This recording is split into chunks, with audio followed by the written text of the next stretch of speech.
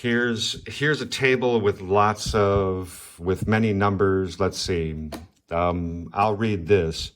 I read this part first, the last part of the question. Which country has experienced a recession?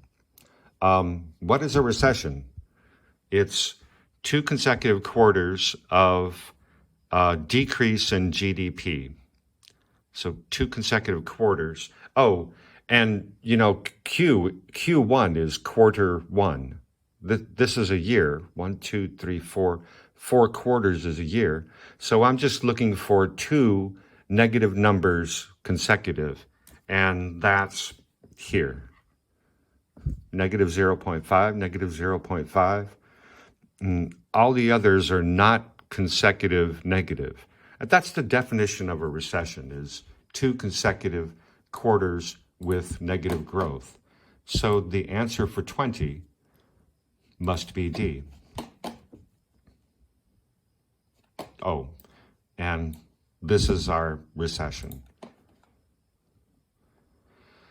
For 21, what determines the weights in the Consumer Prices Index? The amount of income spent on the different goods and services. So let's see. Some questions you can just answer in your mind. A says the average income received by the various households. No, that is not the Consumer Price Index. The average increase in the prices of different goods. This is what the CPI shows us, right? This is the result of the CPI, but this does not determine the weights in the CPI. C says the proportion of income spent by the average household on particular goods. Yes, C is the answer. That's the Consumer Price Index. D says the proportion of income that the average household saves, but the CPI is about spending. So, and maybe to explain C, the proportion of income spent by the household on different goods, like your rent might be $1,000, and your food might be $500, and so if your income is $1,500, then the proportion you spend on rent is higher than the proportion you spend on food. So the weight for rent will be higher than the weight for food in the CPI. Yes, that's a very simple example, but simple examples are good.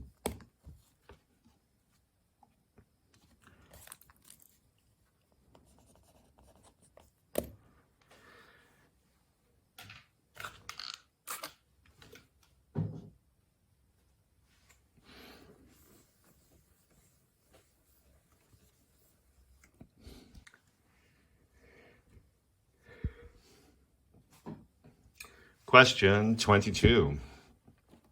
Oh, bad. There was a fall in investment spending by businesses in the third quarter of 2015.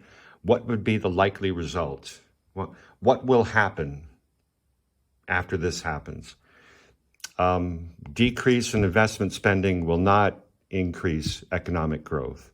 So it can't be A.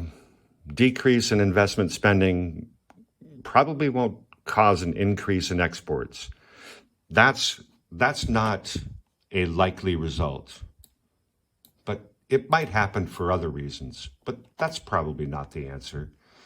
C, an increase in incomes? No, generally when you're investing less in an economy, incomes might stay the same, but they probably won't rise. And D, an increase in unemployment is probably the result of a fall in investment spending. Because, maybe I can do this more. As this is an economy, and in an economy you have supply and demand, but you have aggregate demand and aggregate supply. This is the demand for everything and the supply of everything. And somewhere you have your GDP. This is real output. This is the price. This is macro, so this is the price level. And aggregate demand includes, remember, includes C plus I plus G plus X minus M. So aggregate demand includes investment. So if you decrease investment, you decrease aggregate demand. And that will probably cause an increase in unemployment.